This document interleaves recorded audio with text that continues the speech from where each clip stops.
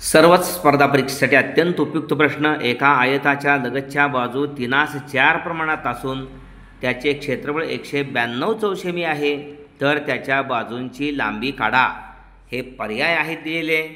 बाजूंचं प्रमाण या ठिकाणी 3:4 दिले, म्हणजे त्याची रुंदी आपण 3x मानली आणि लांबी 4x मानली, तर क्षेत्रफळ दिले 192, हे लांबी गुणिले रुंदी 192, 4x गुणिले 3x 12x वर्ग बरोबर 192, x वर्ग बरोबर 192ला 12ने भागायचं, x वर्ग बरोबर 12 1 12 उरले 7, 12 संग 72, x वर्ग बरोबर 16, दोन्ही बाजूचं वर्गमूळ घेतलं, x वर्गाचं वर्गमूळ x आणि 16चं 4, त्यामुळं त्या आयताची रुंदी जी आहे ती 3x आहे, म्हणजे 3 गुणिले xची किंमत 4 आलेली आहे, म्हणजे 4×3 12, आणि लांबी या ठिकाणी आपल्याला 4x घेतलेली आहे।